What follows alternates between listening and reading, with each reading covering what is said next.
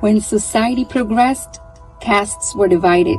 When faith moved forward, religions were divided. When the country advanced, states were divided.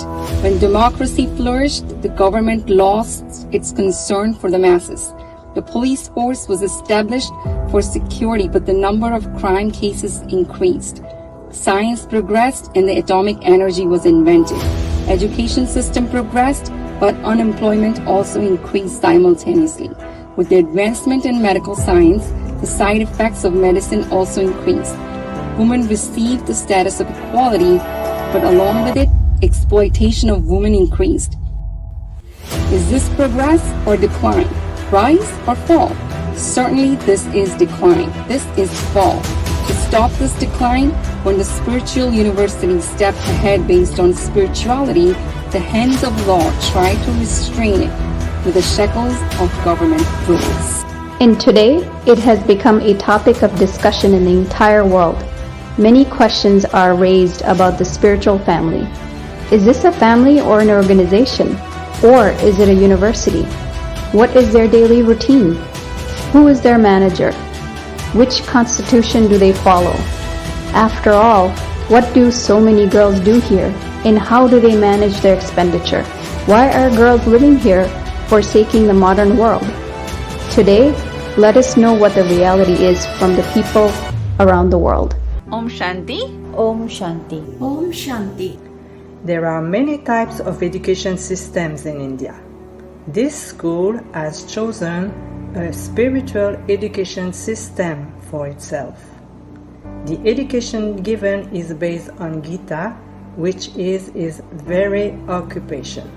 Here in this Vidyalaya, the Bhagavad Gita is taught in both languages, Hindi and English, to the sisters here so that they can serve the entire world. The true meaning of Sanatana Dharma is that there should be good conduct in the person and people should be reformed for the better.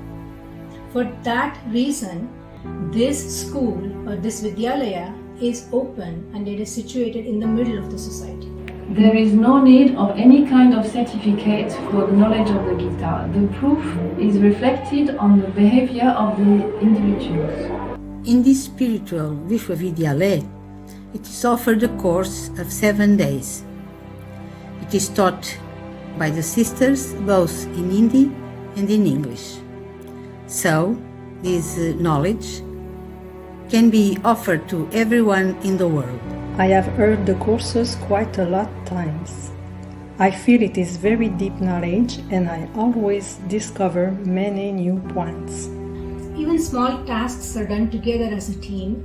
There is neither a separate management nor a need for anybody else here. The sister who has a particular skill, she teaches that skill to the other sisters, and the residents of this family, they work with unity. When we stayed there, we actually saw this with our own eyes. This school does its organic farming and feed chemical-free grains to the brother and sister related to them. Now, whether in the country or abroad, everywhere urea and chemical are used in farming because it gives more yield effortlessly. But the fertilizing power of the soil is significantly reducing. Many diseases are caused by eating grain of urea and chemical farming. This school believes in doing organic farming only, which requires more effort. But still, the residents of this place do not panic and move ahead. Shiv Baba had taught all the arrangements of Adhyatmik Vishwavidyalaya to the students of this school. He had taught all the sanskars and the management as well. Now even after Baba has cancelled, the people are still following his sanskars and the management in the way the Baba had taught them. Everyone cooperates in running the storehouse smoothly. Even the interested students and sisters come here to collaborate. This is a Ishwariya family where each member helps according to their ability. That's why the slogan of this Vishwavidyalaya is Vasudev Kutumbakam. The main objective of this school and Vidyalaya is not to earn money. We do not accept any grants from the government, nor do we take any donations from society, as the main objective of this school is to teach the world how to lead a spiritual life based on purity in thoughts, words and actions. The members who follow this aim throughout their lives help both physically and economically, and the school runs naturally and efficiently based on these contributions and lifestyle. This Vidyalaya is run on the basis of the ancient Gurukul system like Bharat. Just as a guru gives the teachings free of cost, similarly here too, the knowledge is given free of cost as well. AIVV, Atyamik Ishwariya Vishwa Vidyalaya, is a self-sustained family and does not seek any help, donation, fees from their own family members, leave alone the general public, as they believe it's better to die than beg to people. It's a free spiritual university for the godly spiritual family members, and they stay there happily, freely, spiritually, like a free bird with the powerful godly protection. I think Atyamik Ishwariya Vishwa Vidyalaya is a #1 protective place in the world, and we should protect the place from demolition.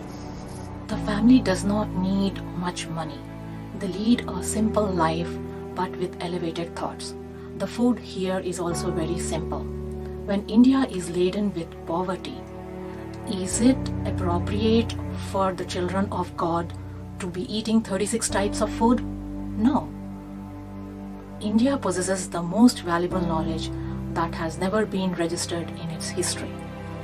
This school recognizes the Eastern culture of Jagannath Bandhare, which recognizes the idea of simple living and high thinking. We also have a song on it, Ye Kahani Hai Diye Aur Tufan Ki.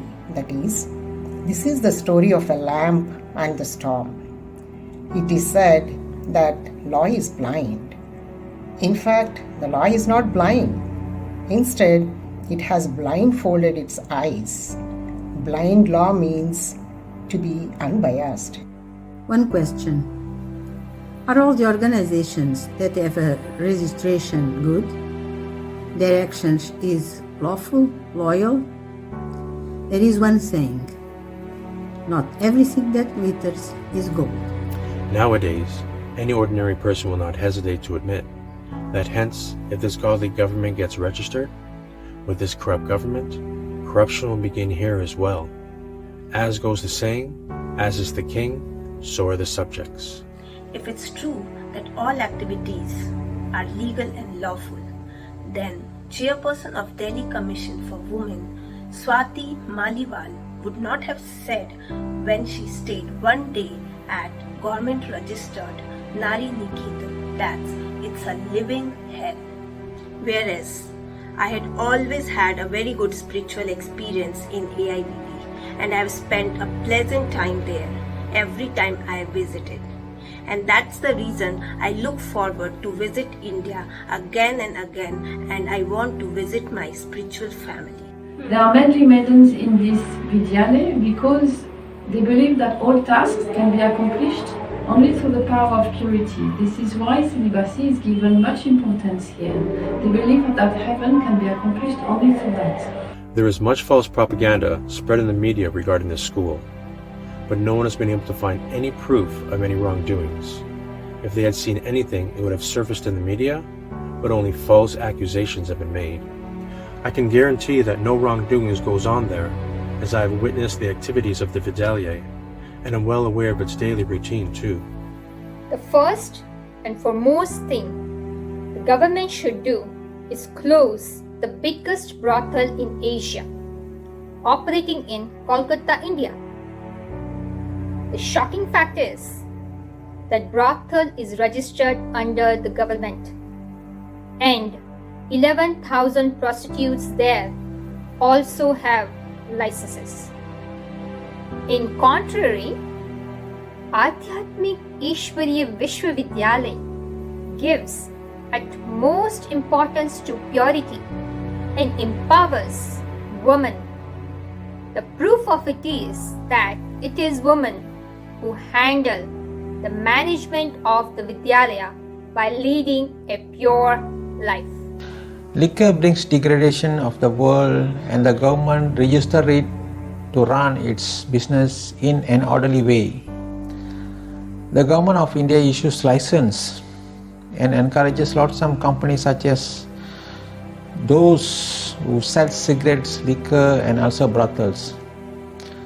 Will it be correct to register a religious family under such a government? Think about it. There are many organizations that are functioning without any registration, like RSS, Brahma Vidya Mandir, etc. But why only AIVV is being badgered for registration, saying that many allegations surrounded it? But why the clean sheet given to those allegations ignored? Just like any true Hindu, Muslim, Sikh or a Christian would never like to go against the principles written in their respective religious scripture, despite the amount of difficulties or problems they might have to face. Similarly, this school treats the Murlis narrated through Brahma as its sacred scripture, and therefore does not want to go against the principles mentioned in those very Murlis and register this school. The governments of many countries gives concessions to its citizens who follow a particular religion with regards to their religious belief. For example, even India gives Sikhs the permission to carry a dagger in the metro, at the airport and other public places, whilst others aren't allowed to carry that. Like polygamy is prevalent and legal among the Muslims, whilst others can end up in jail for that. Then why are we pressurized? Why can't the government grant concession to us when we do have a religious cause and obligation for not registering our Vidyalaya? Members of this school do not wish to go against the rules of the government, but their desire to the right to religious freedom must be respected. A family has never been registered in the past nor can be in the future. There is dire need of this Vidyalaya to the entire world. This is the reason why there is no need to register at all. This will be injustice, as knowledge, family and religion are never registered in the past, nor can they be in the future. Not just India, but the entire world will experience many benefits from this family come Vidyalaya. But if the government of India sees the removal of this Vidyalaya to be beneficial to itself, they are welcome to try. But the members of this family, we will not step back in following the principles that we believe in and which has benefited us and continues to benefit us in our everyday lives. Om Shanti. Om Shanti. Om Shanti. It is true, just like many accusations were falsely alleged on all the religious fathers, our spiritual father is also facing the same time of great hardship. Nevertheless, the truth shall triumph, like it does time and again. But in the meanwhile, we are being forced to choose between our God's order and the government's order. Just as the Gurukul system was not subordinate to any king's rule, similarly, Adhyatmik Vidyalaya is based on the Gurukul system of education. It believes in working independently as per God's directions. If you look carefully, there is no mention of registration in any religious scriptures of Bharat. Then why should we violate our own principles? Due to the Western influence on the Indian Constitution, AIVV is being pressurized to register under the government. Only the one true Sadguru is supreme. Therefore, to follow the great versions of our God, which have been directly narrated through the mouth of Brahma, our Guru, is the supreme duty of the members of AIVV. Unfortunately, Brahma Kumari's Ishwariya Vishwavidyalaya has violated those great versions. But AIVV, whose very foundation is the godly constitution, hasn't registered this family under the government in the past. Neither is it registering itself at present, nor will it register itself in the future.